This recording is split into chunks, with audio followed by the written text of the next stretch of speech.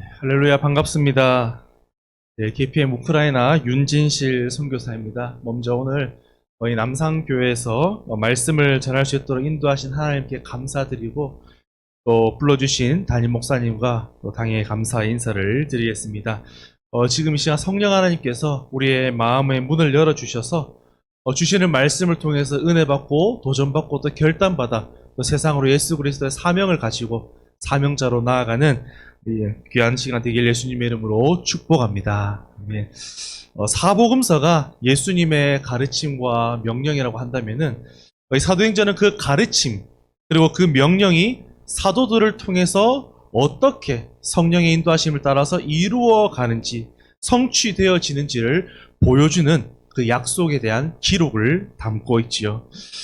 사도행전은 예수님께서 부활 승천하시면서 약속을 주셨죠. 성령을 보내주시겠다. 그 성령의 선물을 주시겠다라는 약속과 더불어서 한 가지 하나님께서 예수님께서 제자들에게 주시는 명령으로 사도행전이 시작을 하고 있습니다. 우리 잘 익히 외우고 또 암송하는 구절이죠. 사도행전 1장 8절. 오직 성령이 너희에게 임하시면 너희가 무엇을 받고요? 권능을 받고 어디에요? 예루살렘과 온 유대와 사마리아와 땅끝까지 이르러 무엇이 되라고 명령하시나요? 증인입니다. 예수님께서 제자들에게 증인의 삶을 살아라고 구체적으로 요구하는 것이죠. 예수님께서 하늘로 승천하시고 선물을 너희에게 선물로 성령을 줄 것인데 그 성령의 충만함을 입어서 예루살렘과 유대와 사마리아와 땅끝까지 즉 온 열방 가운데 예수 그리스도의 복음의 증인이 되어라 라고 명령을 하시는 것이죠. 예수님 약속대로 오순절날 성령이 오셨습니다. 이 땅에 교회가 세워졌죠. 제자들은 성령 충만해서 본격적으로 예수님의 그 복음을 전하기 시작을 했습니다. 성령 충만한 베드로의 설교로 그 포문이 열렸다고 할 수가 있습니다. 그래서 예루살렘 교회, 이 예루살렘 교회가 이 베드로와 같은 성령 충만한 사도들의 복음 전파 사역으로 인해서 힘있게 그 성장해 나가기 시작했다라는 것이죠. 사도행전 2장 38절 말씀에 이렇게 기록합니다. 베드로가 이르되 너희가 회개하여 각각 예수 그리스도의 이름으로 세례를 받고 죄사함을 받으라. 그리하면 무엇이 주어진다? 성령의 선물을 받을 것이다 라고 기록을 하고 있지요. 성령 충만한 베드로를 통하여서 복음이 전해지게 되었다라는 것입니다. 그 결과 어떻게 되었습니까? 성경이 기록하지요. 그 말을 받은 사람들이 세례를 받음에 이날의 신도의 수가 3,000이나 더하더라. 아멘. 복음을 전했는데 3,000명이 돌아오는 역사가 일어났다는 것이죠. 이처럼 베드로와 또 베드로를 비롯한 요한과 다른 사도들의 힘있는 복음 전파 사역으로 예루살렘 교회가 성장하기 시작을 했다라는 것이죠. 이 내용이 사도행전 1장부터 7장까지의 내용입니다. 그리고 사도행전 1장 8절의 내용처럼 예루살렘뿐만 아니라 유대와 사마리아 지역에도 복음의 문이 열리기 시작했다라는 것이죠. 그런데요, 악한 마귀가 가만히 있습니까? 방해하는 것이죠. 제자들과 성도들에게 박해가 닥치죠. 먼저는 스데반 집사의 순교였습니다. 성경은 스데반이 은혜와 권능이 충만하여 큰 기사와 표적을 민간에 행했다라고 기록합니다. 스데반이 이처럼 지혜와 성령으로 복음을 전할 때에 대적자들이 스데반을 돌로 쳐 죽였다라는 것입니다. 이 사건에 대해서 사도행전 8장 1절 말씀에는 이렇게 기록합니다. 그날에 예루살렘에 있는 교회에 큰 박해가 있어 사도 외에는 다 유대와 사마리아 땅으로 흩어지니라. 스데반 집사의 순교가 예루살렘 교회의 전방위적인 박해로 이어졌고 그로 말미암아 교회로 모인 성도들이 흩어지게 되었다는 것입니다. 그런데 성도 여러분, 흩어진 성도들이 무엇을 했겠습니까? 8장 4절 말씀에 그 흩어진 사람들이 두루다니며 복음의 말씀을 전했다라고 기록을 하는 것이죠.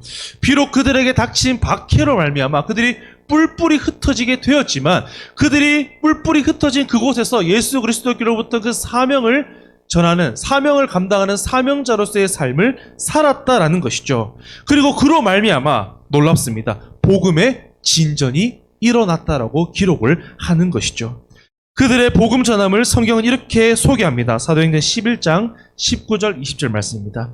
그때에 스데반의 일로 일어난 환란으로 말미암아 흩어진 자들이 베니게와 구브로와 안디옥까지 이르러서 유대인에게만 말씀을 전하는데, 그 중에 구브로와 구레네 몇 사람이 안디옥에 이르러 헬라인에게도 말하여 주 예수를 전파하였다라고 말합니다. 중요한 것은요, 이전까지는 유대인에게만 복음을 전했는데 이제는 여기 안디옥에 있는 헬라인들에게도 복음을 전하기 시작하게 되었다라는 것입니다.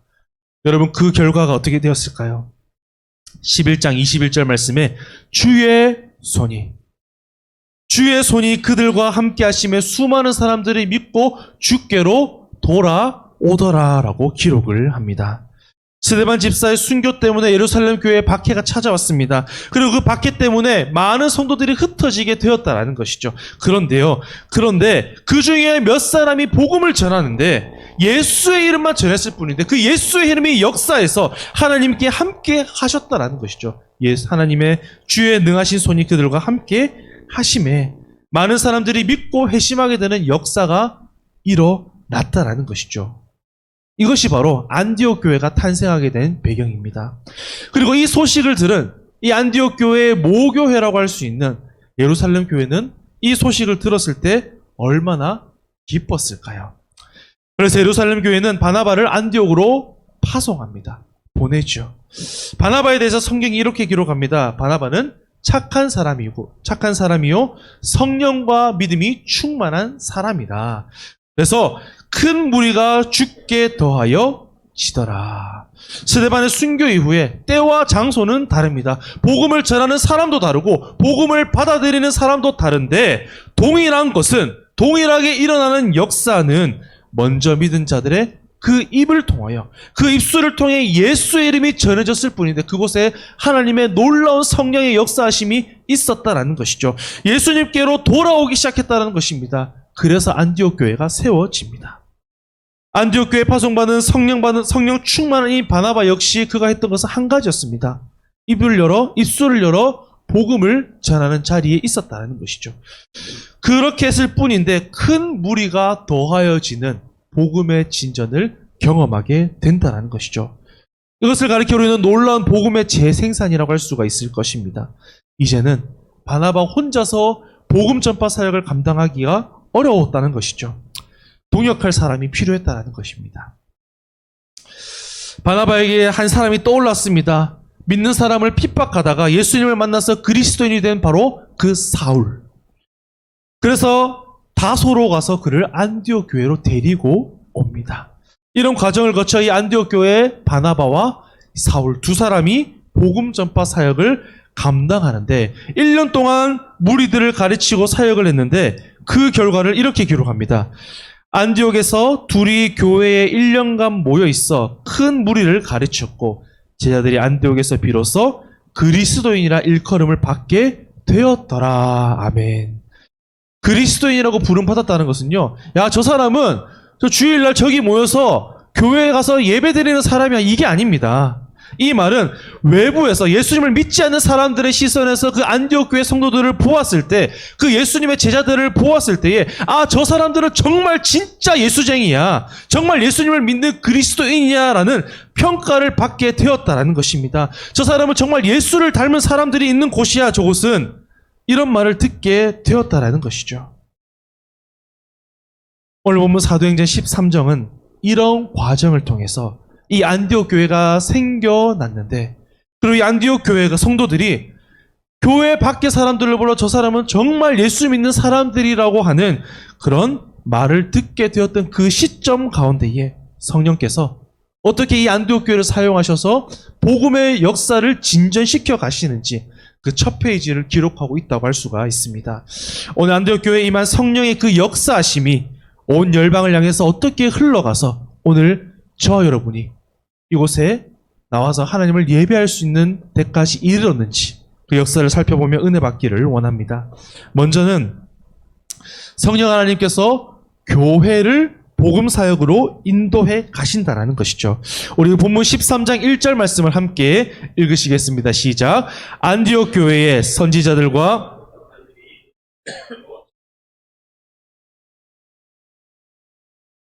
루기오와 분봉왕 헤롯의 젖동생 마나임과 및 사울이라.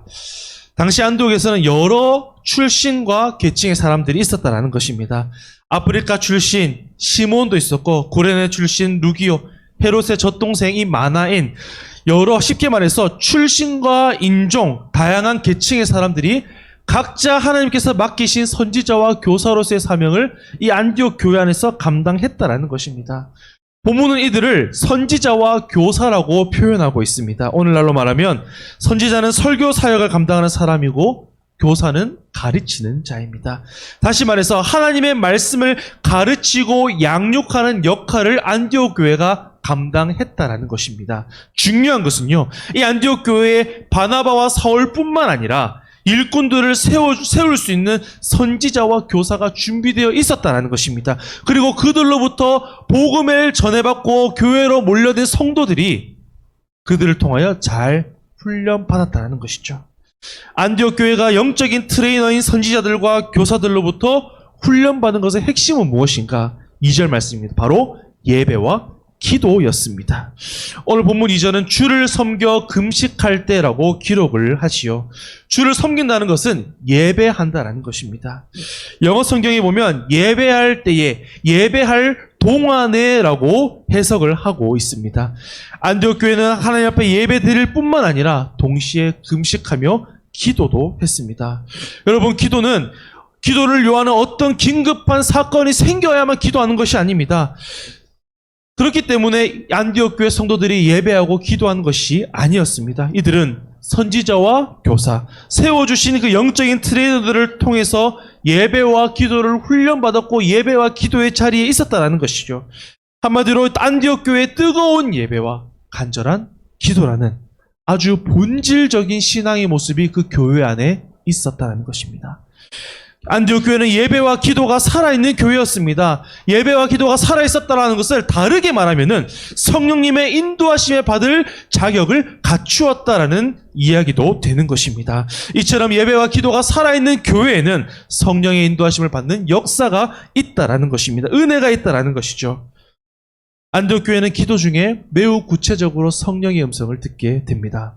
바나바와 사울을 따로 세우라. 따로 세우다라는 것의 원문상의 뜻은 특별한 목적을 위해라는 이 수식어가 붙어집니다. 목적이 붙죠.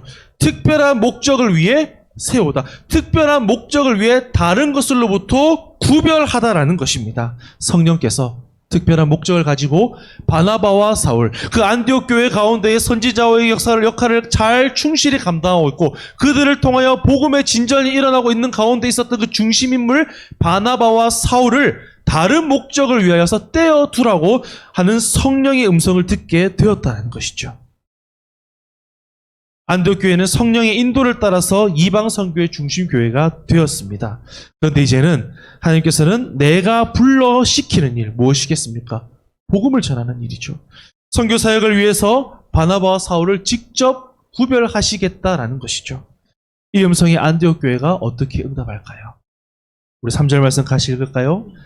이에 금식하고요 기도하고 두 사람에게 안수하여 보내니라. 이에는 즉시라는 뜻입니다. 즉시. 안디옥 교회는 자신의 지도자인 바나바와 사울을 선교 사역을 위해 파송하라는 그 성령의 음성을 듣자마자 그 즉시 순종하게 되었다는 것입니다. 여러분, 안디옥 교회는 이제 갓 1년밖에 되지 않았습니다. 세워진 지 1년밖에 되지 않았고 선지자와 교사 역할을 담당했던 오늘 13장 1절에 나오는 몇 명입니까? 5명의 핵심적인 인물에 의해서 양적으로도 질적으로도 부흥하고 있는 교회였다라는 것이죠. 그런데 기돔과도 같은 이 바나바와 사울을 다른 교회, 주께서 위탁하신 은혜의 복음을 전하는 그 일 가운데 보내라는, 파송하라는 말을 어떻게 받아들여야 하겠습니까? 그렇지만 안디옥 교회는 그 즉시 하나님의 뜻을 구하며 금식하며 기도합니다.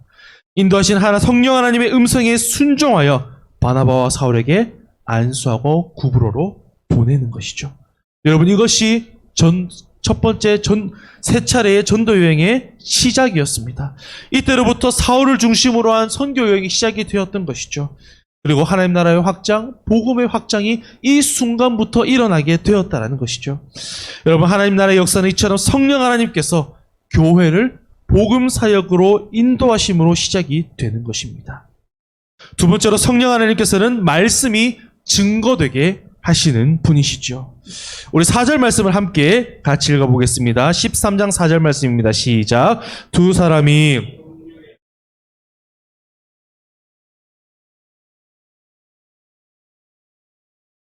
4절은 안디옥 교회로부터 파송받은 이 두 사람, 바나바와 사울이 성령의 인도하심 따라 구브로에서 복음을 전하는 첫 장면을 담고 있습니다.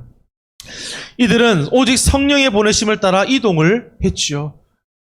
그 부르심을 받은 목적은 바로 복음이 증거되기 위함이었습니다. 구브로 섬에 도착한 바나바와 사울은 섬 한가운데를 가로질러 바보에 이르게 되었고, 그곳에서 유대인 거짓 선지자 마술사 바예수라는 사람을 만나게 됩니다. 이 바예수는 엘루마라고도 불려졌고, 이 사람은 구브로 섬의 총독 서기오 바울이라고 하는 사람과 같이 있으면서 이 총독을 속이던 거짓 선지자였습니다. 그런데 성경은 당시 섬의 총독이었던 이 서기오 바울을 가리켜 지혜가 있는 사람으로 어떤 말을 들었는지 바나바와 사울을 불러서 하나님의 말씀을 듣고자 했다라고 기록을 하고 있었습니다. 여러분, 이것이 바로 성령 하나님께서 두 사람을 구브로로 보내신 이유였습니다. 하나님의 말씀을 듣고 싶어하는 그 갈급한 심령이 있는 그곳 가운데 그 영혼이 바로 성령 하나님께서 보내시는 구브로라고 하는 곳에 있었고, 그 사람이 하나님의 계획하심 아래에 바나바와 사울을 통하여 복음을 들어야 할 자였다는 것이죠. 하나님의 구원을 받기로 예정된 자라는 것이었습니다. 그런데요, 총독 서기오 바울 옆에는 거짓 선지자이자 마술사 바예수가 바나바와 사울을 만나지 못하도록 방해하는 것이죠. 총독이 바나바와 사울을 만나게 된다면 자신의 그 자리에, 자신의 그 거짓 선지자의 그 위치에 위협이 올 거라고 판단했다는 것이죠. 그런데 성령 하나님께서 어떤 분이십니까? 역사하시는 분이시지요. 하나님의 말씀이 증거되게 이끌어 가신다라는 것입니다. 성령은 이렇듯 교회를 복음 사역으로 이끄시고 사람을 택하여 보내시고 그 사람을 통하여 복음이 증거되게 인도하시는 하나님이라는 것이죠. 그런데 항상 그 자리 가운데는 박해가 있다라는 것입니다. 그럼에도 교회 성도들은 성령의 인도하심을 따라 말씀을 전해야 하고 예수님을 알지 못하는 자들에게 지속적으로 끊임없이 전해야 할 수가 있어야 한다라는 것입니다. 로마서 10장 17절 말씀은 분명히 말씀합니다. 그러므로 믿음은 들음에서 나고 들음은 그리스도의 말씀으로 말미암았느니라. 아멘. 그렇기 때문에 성령 하나님께서는 아직도 복음을 듣지 못한 그 섬에 복음을 들어야 할 사람들 가운데에 복음이 증거되도록 이끌어 가셨다라는 것이죠. 여러분, 교회가 감당해야 될 사명들이 참 많이 있지요. 교회를 통해서 하나님의 말씀이 전해지고 그 말씀을 들음으로 말씀 안에 성장해야 한다라는 것이죠. 그렇게 해서 구원에 이르도록 도와가야 된다는 것입니다. 왜 그렇습니까? 그것이 성도의 가장 중요한 사명이고 구원에 이르는 지혜는 오직 말씀을 통해서만 가능하기 때문입니다. 성경은 능히 너로 하여금 그리스도 예수 안에는 믿음으로 말미암아 구원에 이르게 하는 지혜가 있느니라고 디모데후서 말씀이 기록합니다. 성령 하나님께서 말씀이 증거되게 하시는 것이죠. 그 말씀을 통해서 믿음이 생겨나고 그 믿음으로 말미암아 결국에는 구원에 이르게 되는 놀라운 지혜가 선물로 주어진다라는 것입니다. 무엇을 통해서요? 성령 하나님을 통해서 말씀이 증거되게 하시는 것입니다. 마지막으로 성령 하나님께서는 그 말씀을 믿도록 역사해 가시는 분이라는 것입니다. 9절 말씀을 보시면 바울이라고 하는 사울이 성령이 충만하여라고 기록을 합니다. 또 10절 말씀에 말합니다. 이르되 모든 거짓과 악행이 가득한 자요 마귀의 자식이요 모든 의의 원수요 주의 바른 길을 굽게 하기를 그치지 아니하겠느냐라고 기록을 하고 있습니다. 이때부터 이 사울은 작은 자라는 뜻을 가진 바울이라고 하는 이름으로 불리게 되는 것이죠. 바울이 10절 말씀에 꾸짖습니다. 성령이 충만하여 담대하게 말합니다. 너는 모든 거짓과 악행이 가득한 자다. 마귀의 자식이요 모든 의의 원수다라고 말하는 것입니다. 여기서 얻을 수 있는 한 가지 교훈은 성령 충만하지 않는다면은, 성령으로 덧입지 않는다면은 우리가 복음을 전하는 현장 가운데에 거짓된 영의 역사를 이길 수가 없다라는 것입니다. 반대로 성령 충만하게 된다면은 거짓의 영을 이길 수 있는 힘을 주신다라는 것입니다. 복음이 증거되는 것을 가만히 두고 있지 못하지요. 그래서 성령은 말합니다. 하나님의 전신갑주를 입으라. 그런즉 서라고 명령하는 것입니다. 거짓된 영들은 항상 하나님의 말씀을 방해하고 대적하는 것입니다. 그러나 성령 충만한 하나님의 사람은, 그리고 그 입술을 전해지는 하나님의 그 말씀은 생명력이 있어 거짓된 영과 싸워 이길 힘이 주어진다는 것이죠. 성령 충만한 바울을 통하여 복음의 문이 열리기 시작했습니다. 12절 말씀 같이 읽겠습니다. 이에 총독이 그렇게 된 것을 보고 믿으며 주의 가르치심을 놀랍게 여기니라. 아멘. 바울이 마술사 바에수에게 선언한 그 심판의 말씀이 그 즉시 임했습니다. 그 장면을 본 총독 서기오 바울은 그 즉시 하나님을 믿기 시작했다라고 기록을 합니다. 여러분, 이것이 바로 성령의 역사심입니다. 무엇을 교훈합니까?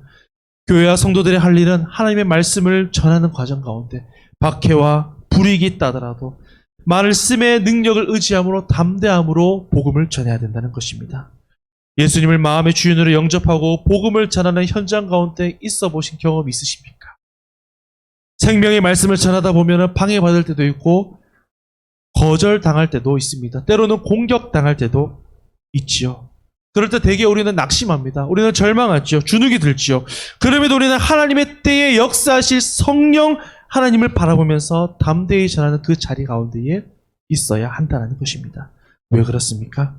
성령 하나님이 우리를 불러주셨습니다. 저도 부르셨고 이 자리에 함께 모여있는 우리 하나님의 주의 자녀들 모두에게 하나님께서 불러주셨고 모든 믿는 자들에게 예수 그리스도의 증인이 되라고 하는 그 사명을 주셨기 때문입니다. 또한 말씀이 증거될 때에 그 말씀이 믿도록 누가요? 성령 하나님께서 역사해 주시기 때문입니다. 여러분, 우리의 역할은 바로 한 가지입니다. 순종입니다. 성령의 인도하심에 순종하면 그것으로 되는 것입니다. 그 이후의 일은 하나님께서 이루시는 줄 믿습니다. 1999년 3월 7일 저희 가정은 경남 의령군 칠곡면이라고 하는 곳에 이사를 가게 되었습니다. 아버지께서 그곳에서 목회를 시작하게 되었기 때문입니다. 잊을 수 없는 사건들이 많이 있었습니다. 1999년 그 마을의 입구에는 500년도 넘은 정자나무라는 곳이 있었고 그곳에는 성황당이라고 하지요. 비나이다 하는 곳이 있었습니다. 마을 입구에는 입구마다 진흙과 굵은 소금들이 뿌려져 있는 그 마을 가운데 박수무당이 버젓이 소위 말해 영업을 하고 있는 그런 곳에 가게 되었습니다. 첫날부터 박해가 이어졌습니다. 그 마을이 아니죠. 그 면에서 유명한 알코올 중독자이자 술 주정뱅이였던 사람이 찾아옵니다. 밤중에 문을 뻥 차고 들어와서 소주 한 병 들고 들어온 그 검정 봉지를 저는 잊지 못합니다. 탁 놓고 목사 양반, 네 술 한잔 할 때까지는 안 나가겠다. 여러분, 어린 초등학교 3학년 제 마음이 얼마나 두려웠을까요? 어떤 사람들은 찾아옵니다. 언제까지 이 마을에서 떠나지 않는다면 가만두지 않겠다. 여러분, 이런 크고 작은 박해들이 계속해서 이어졌습니다. 그 가운데에 기억에 나는 한 분이 계셨습니다. 여러 많은 사건들이 있었고 많은 사람들이 있었지만 저는 그분의 이야기를 잠깐 하고자 합니다. 세 자녀의 아버지이자 동네의 박수무당이었습니다. 대대로 점을 치는 분이셨습니다. 그런데 이분이 박해를 하는 가운데에 이분의 부인 되시는, 지금은 권사님이 되셨는데 그분과 그 첫째 딸이 예수님을 영접하게 되었습니다. 그것을 알게 된 날 그 동네에 큰 난리가 일어났습니다. 겨울이었는데요. 그야말로 정말 실오라기도 걸치지 않은 채 문 밖으로 쫓겨나게 된 것입니다. 그것을 보게 된 동네 사람들, 아이고 우리 집에 들어와. 여러분, 그 이후에 얼마나 심한 박해가 이어졌는지 모릅니다. 그 가운데에 그분의 딸이 귀신에 들리게 되었죠. 그 어느 누가 봐도 그 눈은 귀신 들린 사람의 눈이었습니다. 그런데요, 성령께서 역사하시자 깨끗하게 치유받게 되었던 것입니다. 오랜 시간이 지나서 2019년 1월 1일 첫 주일, 20년이 지났습니다. 그 박해했던 그 박수무당 그분께서 양복을 입고 나와서 예배를 드렸습니다. 놀라운 성령의 역사가 20년 동안의 씨뿌림을 통해서 하나님의 때에 열매 맺게 된 것입니다. 우리의 역할은 그것입니다. 성령님의 인도하심에 순종하면 그것으로 되는 것입니다. 그 이후의 일은 하나님께서 이루어 가시는 것입니다. 제가 목사 안수를 받고 나서 어느 한 곳에서 이야기를 하다가 경남 의령군 칠곡면이 자기의 친척이 사시는 곳이라는 것을 들으면서 나도 어린 적에 그곳에 갔던 적이 여러 번 있다라고 하시는 분의 입에서 이분의 이야기를 듣게 되었습니다. 아니 그곳에 그 사람이 예수 믿을 사람이 아닌데 그 사람이 예수님을 믿었다라는 얘기를 저한테 하는데 저는 그분을 알거든요. 그러면서 그 장로님이 저에게 말씀하시는 거예요. 이렇게 성령 하나님께서 역사하십니다. 저는 이 얘기를 바깥에서 듣게 되니까 얼마나 마음에 감동이 되고 성령 하나님께서 정말 그 복음 사역 가운데 인도하시는 분이시구나라는 마음에 기뻤는지 모릅니다. 성령 하나님께서 하시는 영역이죠. 우리는 순종만 하면 되는 것입니다. 그렇습니다. 오늘 사도행전 13장에 일어나고 있는 일련의 사건 가운데는 한 가지 공통점이 있습니다. 그것은 바로 성령의 인도하심입니다. 2절에서는 성령의 인도하심으로 안디옥 교회가 바나바와 사울을 세워서 안수하고 보냈고 4절에서는 성령의 보내심을 받아서 바울, 바나바와 사울이 구부로에서 복음을 전했습니다. 9절에서는 바울이라고 이름이 바뀐 사울이 성령이 충만해서 복음 전파를 방해하는 박수 엘루만을 대적해서 그가 잠시 소경이 되는 이적을 행하는 것이죠. 공통점은 바로 성령의 인도하심입니다. 말씀을 정리합니다. 안디옥 교회는 성령과 늘 함께 동행했습니다. 본질적인 예배와 기도에 충실했고 성령의 작은 음성에도 귀 기울여서 성령 하나님의 인도하심을 받을 수 있었습니다. 그것이 순종을 가져오게 되었고 그 작은 순종, 나의 것을 내어드리는 그 작은 순종이 이방의 복음이 전파되는 역사를 가져오게 했다라는 것이죠. 전심으로 하나님을 예배하고 기도하는 가운데에 성령 하나님의 인도하심을 받는 우리 모두가 되기를 소원합니다. 성령님과 함께 동행하는 우리 교회가 되기를 원합니다. 여러분, 그러기 위해서는 가만히 있어서 성령의 인도하심을 받을 수가 있습니다. 성령의 음성을 늘 들을 준비를 해야 되는 것이죠. 안디옥 교회는 무슨 일이 있을 때나 없을 때나 늘 예배자로 기도자로 성령의 음성에 민감하게 귀를 기울이고 있었다라는 것이죠. 때문에 하나님께서는 안디옥 교회를 이방 선교의 베이스 캠프로 귀하게 사용하셨습니다. 성령 하나님께서 교회를 복음 사역으로 이끄시고 성령 하나님께서 말씀이 증거되게 하시고 성령 하나님께서 말씀을 믿도록 역사에 가시는 분이십니다. 우리 남산교회가 성령의 인도하심에 민감하게 반응해서 안디옥 교회같이 이 시대의 복음 사역의 기준이 되는 교회, 복음 전파의 베이스 캠프 역할을 잘 감당하는 교회 되시길 예수님의 이름으로 축복합니다.